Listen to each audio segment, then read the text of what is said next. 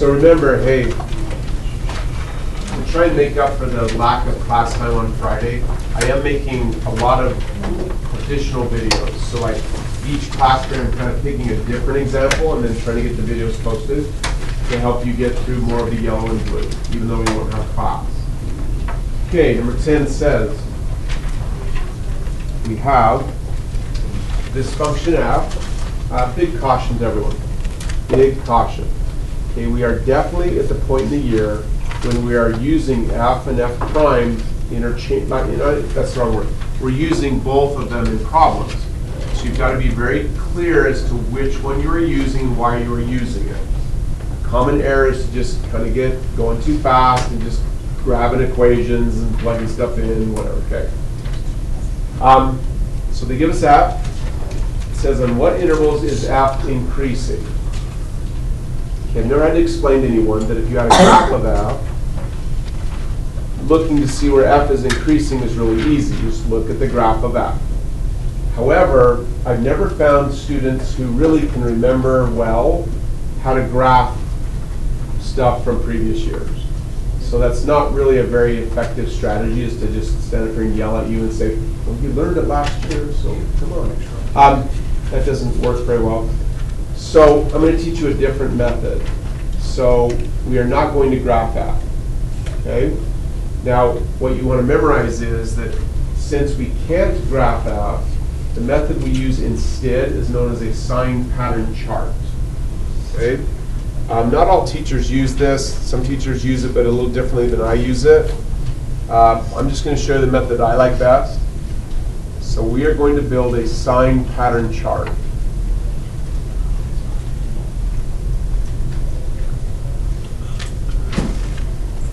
A sign pattern chart is a substitute for a graph.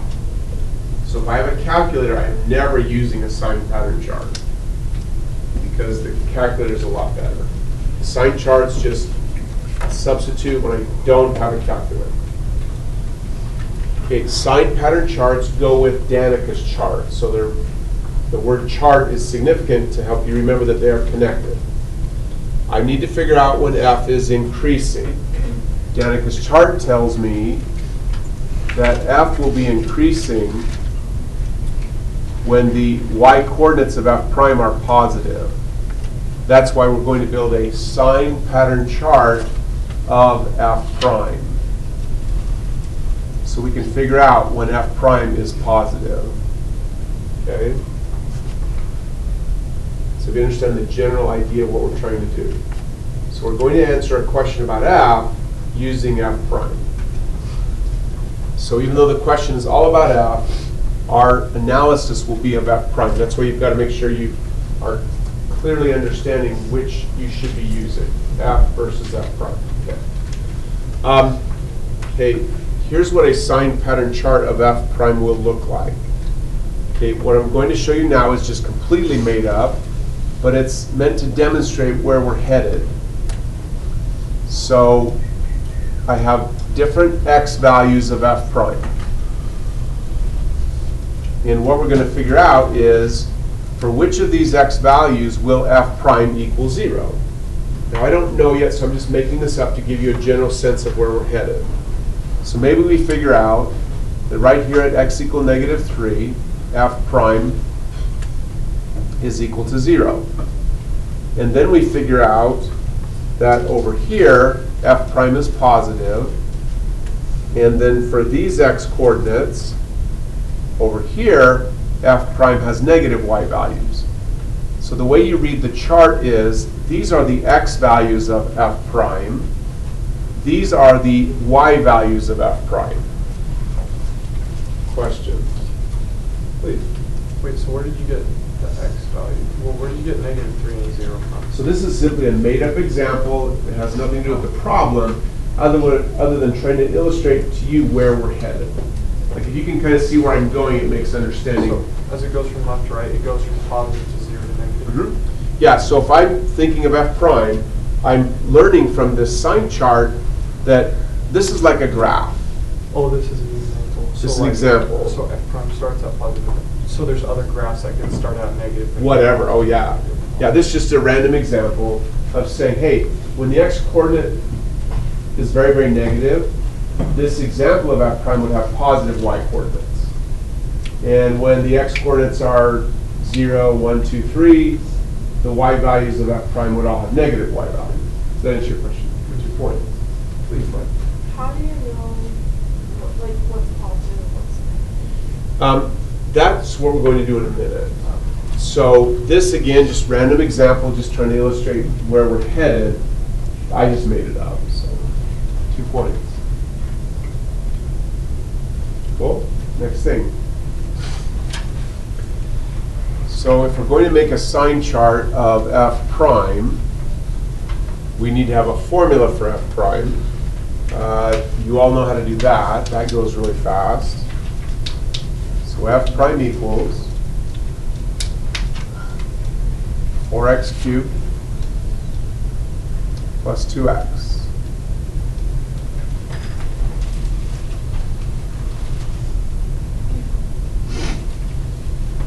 Okay. Next thing. Okay. When you make a sign chart, you end up needing to compare positives and negatives.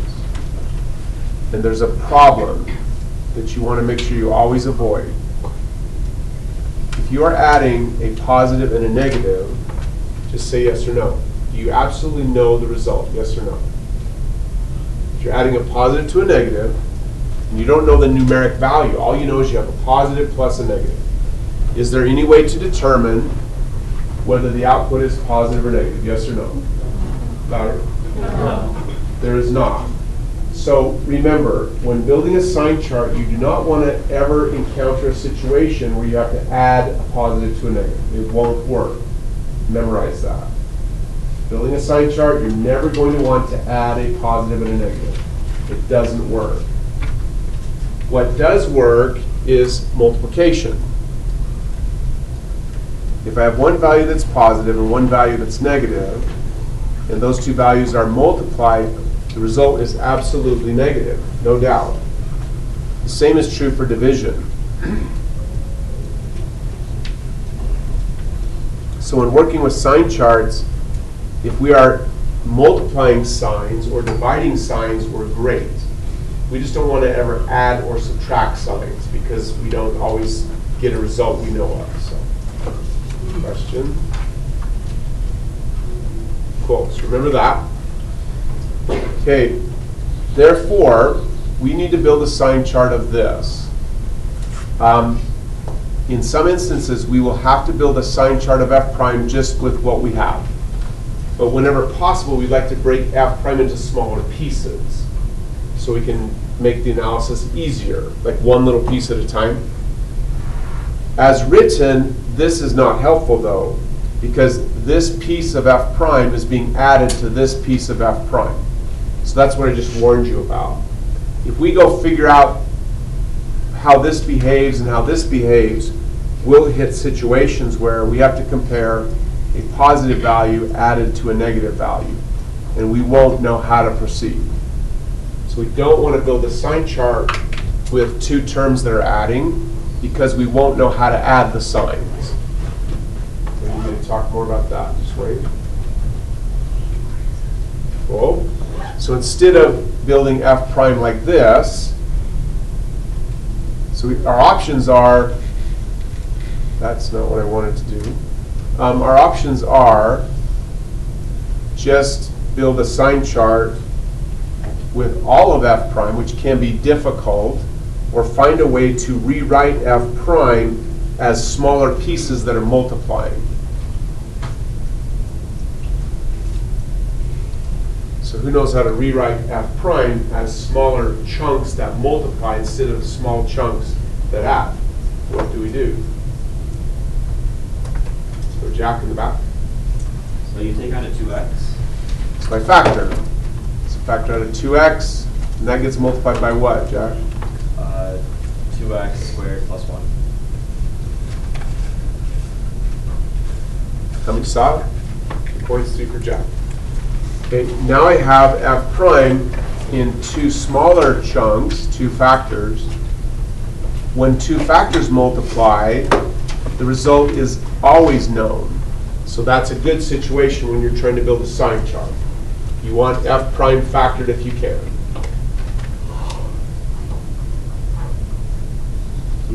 Anyone need me to talk more about the why of what we're doing, that sort of thing? Awesome. Okay, here's how you build the sign chart. Like I showed you before, it's just a number line. So, draw a number line. The numbers on the line are just values of x, just like a graph. These are just different values of x. And what we would like to create is a line that represents the y values of f prime. So we want the y values of f prime here. Here are the x values of f prime. But f prime is really made up of these two factors multiplied together. So we're going to work on the two little pieces first. 2x. So what we're going to do is make a sign chart for 2x. So these are the x coordinates, these are the y coordinates. Always start with the x coordinate, which causes this factor to equal 0. Easy, 0. So the way you read the chart is you say, if the x coordinate is 0, the y coordinate of this factor will also be 0. Okay, you need to build your chart in a very orderly fashion. If you get sloppy, you will make mistakes. And if you don't use the kind of organization and notation I'm using, I can't help you. Someone this morning asked a question. I was like, okay, well, show me your work. No kidding. I look at the work, I'm like, that looks like my 5-year-old granddaughter just did that. Like, I couldn't see anything. It's like a bunch of numbers and junk, okay? You have to have good notation or I can't help you. And you can't help yourself either, okay? Questions to hear? Awesome. Okay, next thing. We just need to figure out. Well, we know when x is 0, the y coordinate of 2x is also 0. When x is negative, this one's pretty easy. The y coordinate of 2x is definitely negative. So that means all of these y values will be negative.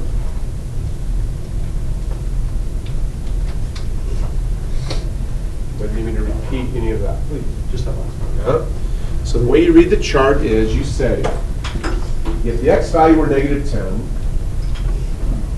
this value would also be negative.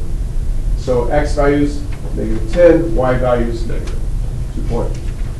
Good news about the sign charts we build is once you find the 0 and you find one spot over here, you don't have to do any thinking. All of these will match. You'll never have like negative, negative, positive. Like on one side of the 0, they will all be the same. So now we go over here. If x is a positive 10, we plug in x equal positive 10 here. The result would be a positive y coordinate, so all of these are positive.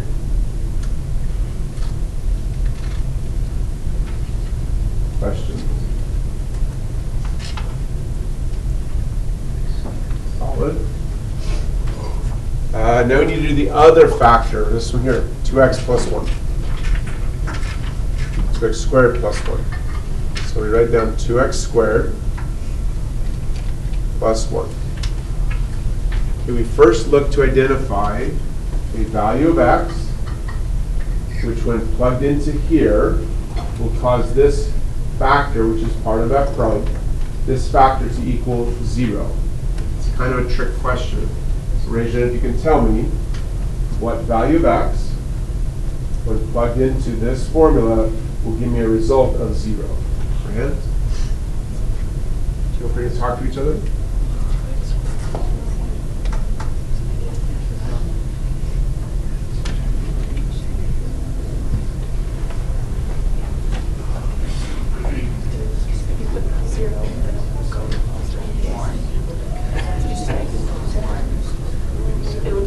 Hands up. No. If you sense the trick, you've got it. So what's the result? What x value will cause this to be 0? Look for hand. Okay? Any x value, it'll always be positive. for any x, this is always positive. There's no real x value that you can choose that will make this 0 or even negative. Because any x plugged in and squared will become positive times 2 plus 1. So this sign chart looks like this.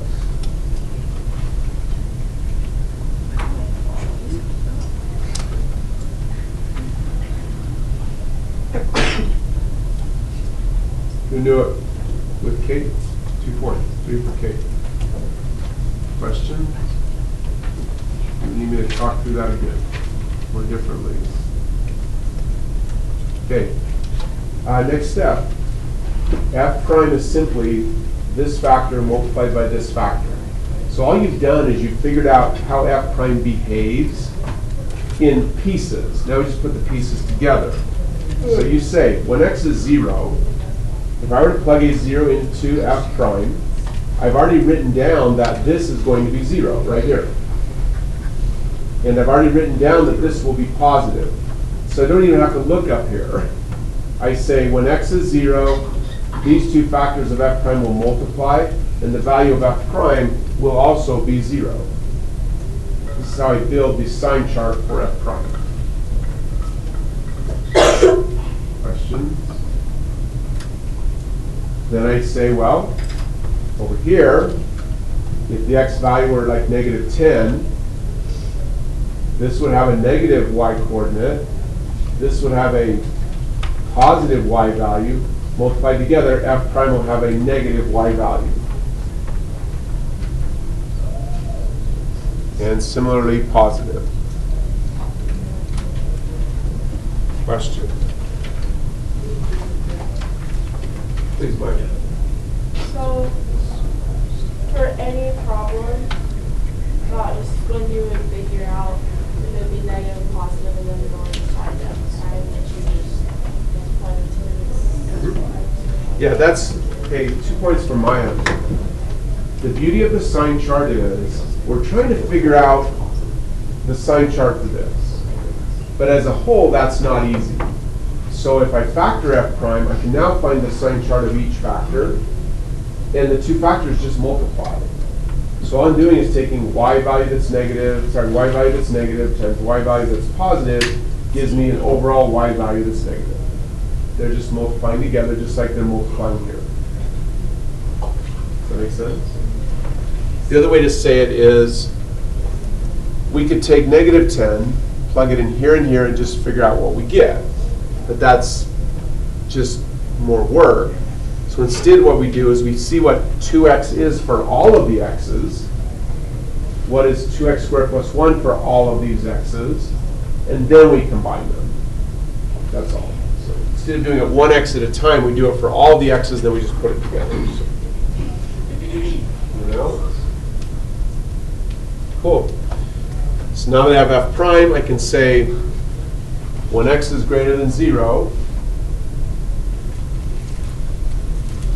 f prime is positive, therefore f will be increasing.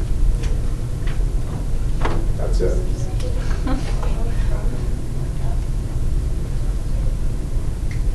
Question? Please. Where did they get the other values, like negative 1 over square root 2? They got these from guessing that a student might look at this and do this kind of work. Like find out where that equals 0. So then they would do this. Divide by 2. Take the square root. So they did something kind of like that to get these answers. That's the error they're guessing you might make. Is that what you meant? Yeah. So this is completely, like to hear, this is correct, but you can't find the square root of a negative number without an imaginary value. So we don't study that for our class, so that's a dead end. But a student might say, oh, maybe the negative goes on the outside. Yeah, it's completely wrong, but that's what they're thinking. Okay, cool. Stop this one.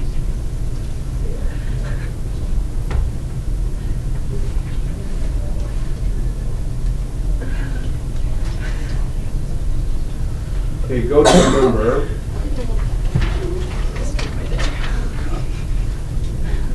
So, I missed. So that's it. You go to the blue packet.